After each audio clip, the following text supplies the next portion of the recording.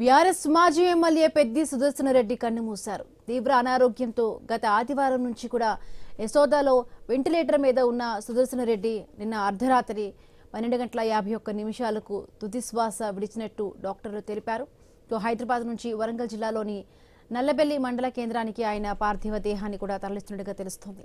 Right, మనతో పాటు బొల్లం మల్లయ్య యాదవ్ గారు బీఆర్ఎస్ మాజీ ఎమ్మెల్యే ఫోన్లో సిద్ధంగా ఉన్నారు. నమస్తే అండి మల్లయ్య యాదవ్ గారు. చాలా బాధాకరం. 6 రోజులుగా కూడా హాస్పిటల్లో మృత్యుతో పోరాడినా కూడా ఫలించలేదు. ఆయన నిన్న అర్ధరాత్రి కన్నుమూసినట్టుగా కూడా డాక్టర్లు ధృవీకరించారు. సో ఏం చెప్తారు, ఆయనతో మీకున్న అనుబంధాల గురించి ఏం చెప్తారు? చాలా దురదృష్టం అండి. ఆ నియోజకవర్గానికి కుటుంబానికి లోటు కాదు, వారు లేని లోటు. మా పార్టీకి కూడా తెలంగాణ ఉద్యమకారుడుగా తెలంగాణ వచ్చేంత వరకు పెళ్లే చేసుకోనని చెప్పేసి భీష్మించుకొని కూర్చున్న వ్యక్తి. తెలంగాణ పట్ల అంత కమిట్మెంట్ ఉంది.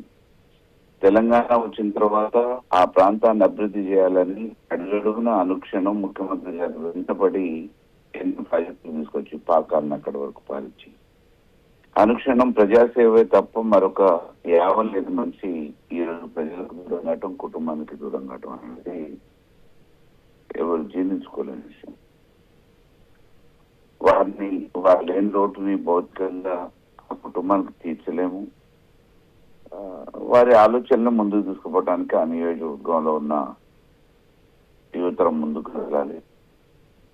ఆ కుటుంబానికి ఎటువంటి ఇబ్బంది లేకుండా భగవంతుడు ఎప్పటికప్పుడు తోడైంది ఆ కుటుంబాన్ని, పిల్లల్ని వృద్ధిలో తీసుకురావడానికి భగవంతుని ఆశిస్తున్నాడు. వారి ఆశయం నెరవేరాల. తెలంగాణ రావాలనే ఉద్యోగం యువకుడిగానే మొదలుపెట్టిండు. తెలంగాణ సాధించే దాంట్లో ప్రభుత్వంగా పనిచేసిన కేసీఆర్ గారికి నియోజకవర్గానికి పుట్టిన గడ్డకి అభివృద్ధి చేయాలనే ఆలోచనతో అనేక రకమైన సంక్షేమ అభివృద్ధి కార్యక్రమాలు చేసిండు. కాబట్టి అటువంటి మహానాయకుడిని కోల్పోవటం అనేది చాలా దురదృష్టం.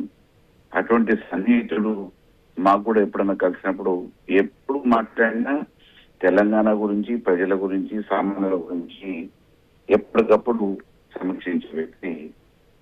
నిజంగా అకస్మాత్తుగా అందరి మధ్యలో దూరం కావడం అనేది జీర్ణించుకోలేని విషయం. చాలా దురదృష్టం.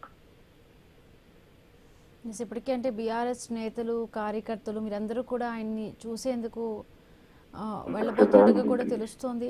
సో రాష్ట్రం నలువైపుల నుంచి, ఒక నియోజకవర్గం జిల్లానే కాకుండా రాష్ట్రం నలువైపుల నుంచి వారి సన్నిహితం అటువంటిది. ఉద్యమ సమయంలో కానీ మిగతా సందర్భాలలో కానీ ఎప్పుడు ఎవరు కలిసినా వారిని ఆత్మీయులుగా పలకరించే ఒక నైజం వారిది. ఒకసారి పరిచయం అయిండు అని అంటే ఆ పరిచయమైన వ్యక్తిని ఎప్పుడు మర్చిపోకుండా ఎప్పటికప్పుడు మళ్ళీ ఆ సత్సంబంధాలను నెలకొల్పుకోగలిగే నైజమన్న వ్యక్తి. నిజంగా కోట్లో ఒకడు అన్నట్టు చాలా మందిలో ఇప్పుడున్న జనరేషన్ లో అటువంటి నాయకత్వం ఉన్న లక్షణాలు ఉన్న వ్యక్తులు దొరకడం అనేది చాలా తక్కువ. నియోజకవర్గానికి, కుటుంబానికి, తెలంగాణకు కూడా లేట్.